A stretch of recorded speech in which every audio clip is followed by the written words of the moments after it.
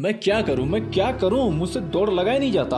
मैं थोड़ी दूर जाता हूं, जाके रुक जाता हूं। मैं तो चाहता हूं पर मुझसे नहीं होता। रोज सुबह उठता हूं दौड़ लगाने के लिए। मेरे सामने सबका सिलेक्शन हो गया, कोई जॉब कर रहा है, कोई कुछ। बहुत स्ट्रेस टेंशन आ रहा है। अब मैं क्या करूं? मुझे लग रहा है कि एक दिन आएगा जिस दिन मैं पक्का दौड़ लगाऊंगा। तुम्हें नहीं लगता कि तुम्हारा एक दिन कभी नहीं आने वाला? क्योंकि जब तक सोचोगे तब तक सोचते ही रह जाओगे। क्योंकि कॉन्फिडेंट एक ऐसा चीज है जो किसी आदमी को जीरो से हीरो बना देता है। अगर जाना है 5 किलोमीटर तो 50 का ख्वाब देखो। सक्सेस तो अपने आप पीछे ही आएगा। इतना कॉन्फिडेंट बढ़ाओ, इतना ज्यादा ही कॉन्फिडेंट बढ़ाओ कि डर आपके कॉन्फिडेंट के आगे झुक जाए। और जो खुद से हार जाते हैं उसे भला भगवान क्यों हेल्प करे। आप कॉन्फिडेंट बढ़ाओ, मैं साथ में हूँ। मैं आपका रनिंग टेक्निक बढ़ाता हूँ। अगर कॉन्फिडेंट बढ़ाना हो तो प्लीज कमेंट बॉक्स में कमेंट कीजिए। आज बात करेंगे 10 ऐसा टिप्स और टेक्निक्स जो आपका रनिंग का स्पीड को बढ़ाएगा, मसल में स्ट्रेंथ लाएगा, अंदर का कॉन्फिडेंस को बिल्ड करेगा और अपने आप पैर को उठने में मजबूर करेगा। Number 1, warm up. Warm up एक ऐसे इंपॉर्टेंट चीज है बिफोर वर्कआउट। कोई भी वर्कआउट से पहले वार्म अप करना बहुत ही जरूरी है, क्योंकि वार्म अप करने से आपका बॉडी के हर एक मसल से सिंक्रोनाइज हो जाता है। उनको पता चल जाता है कि भाई मुझे अभी कुछ करना है, या तो वर्कआउट करना है या तो रनिंग का स्पीड इंक्रीज करना है, रनिंग करना है। नेक्स्ट आपका कार्डियोवास्कुलर सिस्टम को एनहेंस करता है, आपका मसल में ब्लड फ्लो को इंक्रीज करता है, मसल सोरनेस को खत्म करता है और इंजरी होने का चांस भी बहुत कम कर देता है, स्पीड इंक्रीज करता है। और वार्म अप कौन सा वर्कआउट है, वार्म अप के लिए कौन सा एक्सरसाइज करें?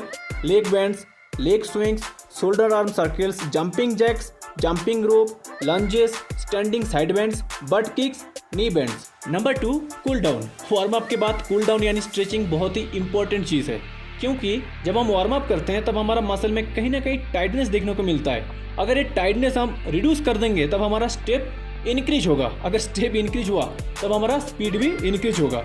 एक तरफ से देखा जाए वार्म अप से हमारा बॉडी हीट हो रखा है, नेक्स्ट हमने मसल टाइटनेस को स्ट्रेचिंग के माध्यम से स्ट्रेच करवा लिया, तब हमारा स्पीड भी इंक्रीज होगा। तो इसलिए हमें करना क्या चाहिए, कौन सा स्ट्रेचिंग करना चाहिए? जैसे कि calf stretch, hamstring stretch, quadriceps stretch, hip flexor stretch, knee to chest stretch, shoulder stretch, neck stretch. Number 3, run on toes. एक टॉप सीक्रेट है फर्स्ट रनिंग के लिए। अगर आप टो यानी पंजे के मदद से दौड़ते हैं तो आप बहुत ही जल्दी कम टाइम में ज़्यादा स्पीड के साथ लॉन्ग डिस्टेंस कवर कर जाएंगे, और वो भी विदाउट टायर्ड। अगर आप लॉन्ग डिस्टेंस के लिए दौड़ रहे हैं बहुत ज़्यादा कंपटीटर के साथ, कोशिश करना स्टार्टिंग में 1 से 4 से अंदर रहने के लिए। कुछ टाइम बाद आप देखेंगे आपके सामने वाले बंदे का बॉडी डिसबैलेंस होगा, तब एड़ी और पंजे के मदद से उसे क्रॉस करना। जब स्पीड बढ़ाना हो तब कोशिश करना पंजे के ऊपर दौड़े, ऐसे करके फर्स्ट पोजीशन में आना और धीरे धीरे पंजे के मदद लेना, और फाइनल लाइन के 200-300 मीटर पहले पंजे के मदद से स्पीड बढ़ाना।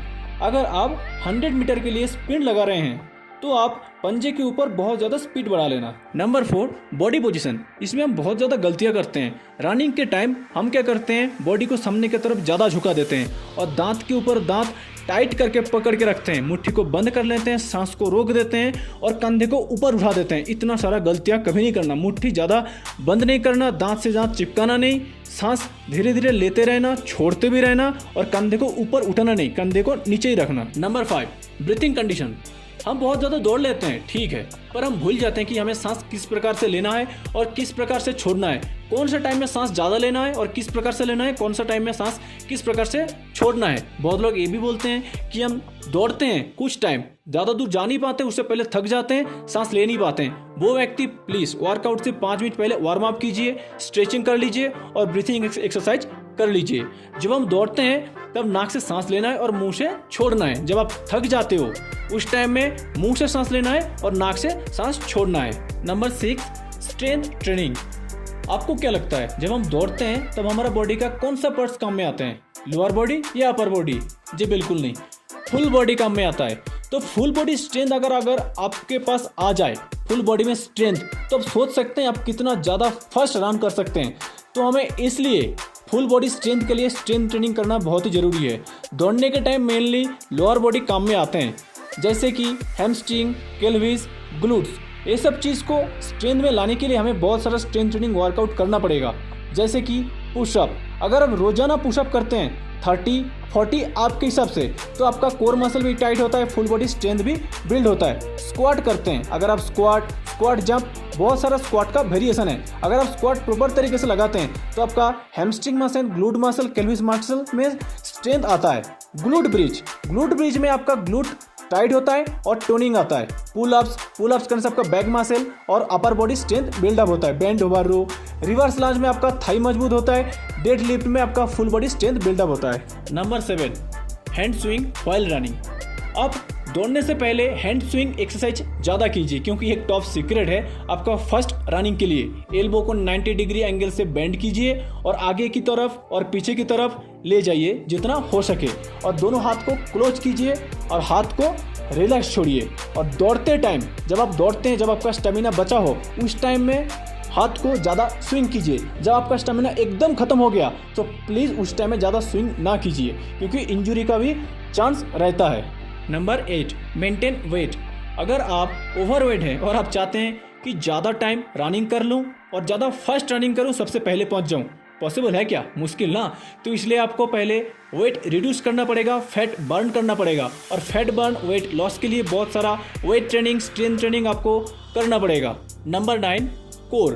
अगर आपका एब्डोमिनल मसल, कोर मसल में स्टेमिना ना हो, स्ट्रेंथ ना हो, टमी फ्लैट ना हो, तो आप कैसे दौड़ पाएंगे, कैसे स्पीड इंक्रीज कर पाएंगे? तो इसलिए पहले आपको कोर मसल में एब्डोमिनल मसल को स्ट्रेंथ लाना पड़ेगा, टमी को फ्लैट करना पड़ेगा।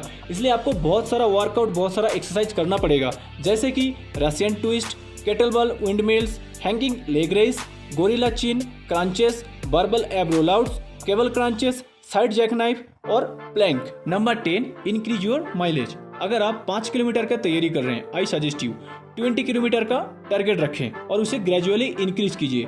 जैसे कि 2 वीक तक आपने 5 किलोमीटर का प्रैक्टिस किया, नेक्स्ट 2 वीक के बाद 10 किलोमीटर, 15 किलोमीटर, 20 किलोमीटर, ऐसे करके ग्रेजुअली इंक्रीज कीजिए आपके माइलेज को। अगर आप 100 मीटर स्प्रिंट के लिए तैयारी कर रहे हैं, आई सजेस्ट यू 5 किलोमीटर और 1600 मीटर के लिए टारगेट रखें।